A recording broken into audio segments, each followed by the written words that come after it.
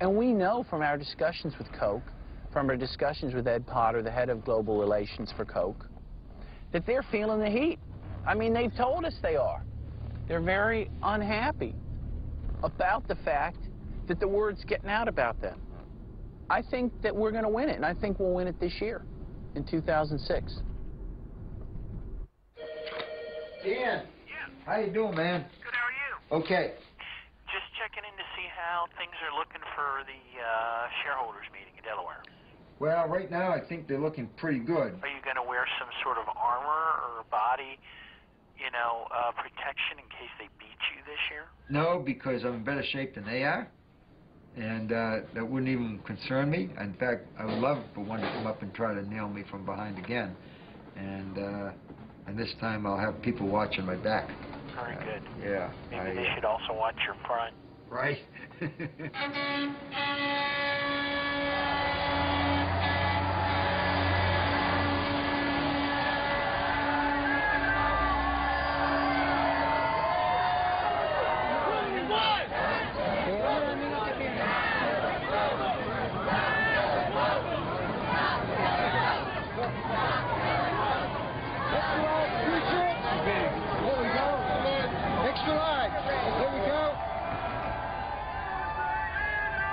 We are in front of a very fancy hotel, the Hotel DuPont, where Coca Cola is holding its annual shareholders meeting this year. We've been here the last 2 years at this meeting, and the year before that we were in Houston, Texas. The annual shareholders meeting is the only place that you know that you can go eyeball to eyeball or face to face with the top policymakers of the company. They're here today. You lied like you lied earlier today about the situation in Colombia. You said that at no time was any Sinatran Union leader ever harmed by paramilitary security forces at any of your plants. Don't hit the camera. Yet Isidro Gil was assassinated, murdered in one of your bottling plants in Colombia.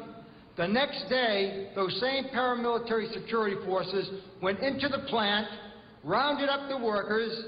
Managers, Coca-Cola managers in the plant had prepared resignation forms. Those workers were told that if they did not resign by 4 p.m. that day, they too would be murdered like their union officer, Isidro Hill. They all resigned en masse, and the wages in that plant went from $380 a month down to $130 a month. After months of investigation into Coca-Cola, all evidence shows that the Coca-Cola system is rife with immorality, corruption, and complicity in gross human rights violations, including murder and torture. As many of you here today know, our company and our bottling partners have been accused of complicity in the murder of union members and of ongoing intimidation of union members and of the suppression of union activity in Colombia. As the new leader of this company, and I might say as a former student activist, I came to the Colombia issue with an open mind and also with my eyes wide open. I've reviewed the situation, and I, independently, have come to the same conclusion as a Colombian court, as a Colombian Attorney General, and as the extensive investigations conducted by counsel over the years, that the allegations are not true.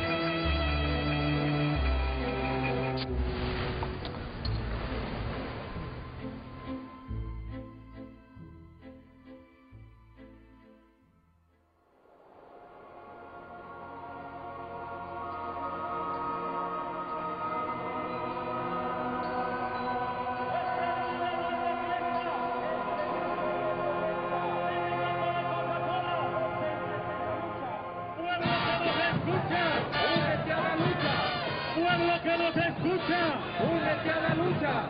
Pueblo que nos escucha, únete a la lucha. Sindicato de Coca Cola, presentes en la lucha. Llega el 1 de mayo. Some of them were directly killed. You know, the first ones were directly killed in the trucks. You know, in the Coca Cola trucks. In the Coca Cola trucks, they were shot to death. Yeah. And some of them were captured, tortured, and then their bodies were dumped. And some inside the plant, even. In the Well, Coke plant. yeah. There was a couple of cases that were inside the plant. And so, or close by to the plant. Yeah. So during this time, what is Coca-Cola in Atlanta doing in response to these killings? Basically nothing, denying their responsibility, saying that they were not responsible for whatever happened. Did Coke ever compensate the families of the murdered unionists? No.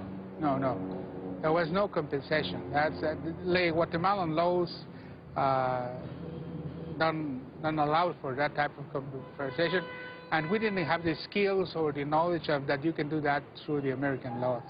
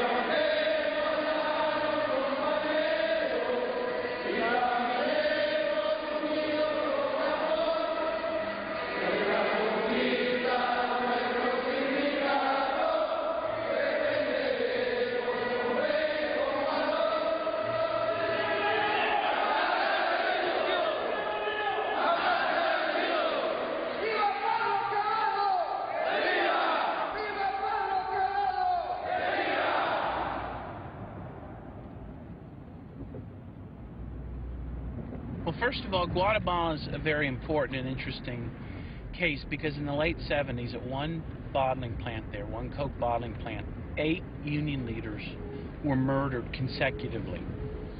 So first, using the death squads, they had the president of that union at that plant murdered. After he died and a new president came forward, they had that president killed. And then the next and the next and the next, 8 of them in a row. An incredible situation. At first, Coke said exactly what they've been saying regarding the Colombia case. They say, well, that's not us, that's a franchise in Guatemala. They operate pursuant to a franchise agreement with us, but that's not us. It's sad that, you know, those guys are getting killed, but that's just how that goes. But that's not our responsibility. But then there was a huge international campaign against Coke, much like what we're trying to do today. And finally, because of that campaign, Coke did intervene with that bottler, forced it to sell to a new owner, and those murders stopped. So we know from that experience that they have control. Now we're dealing with a similar situation now in Colombia, with a rash of anti-union violence at Coke bottling plants. And we're trying to get Coke to stop that.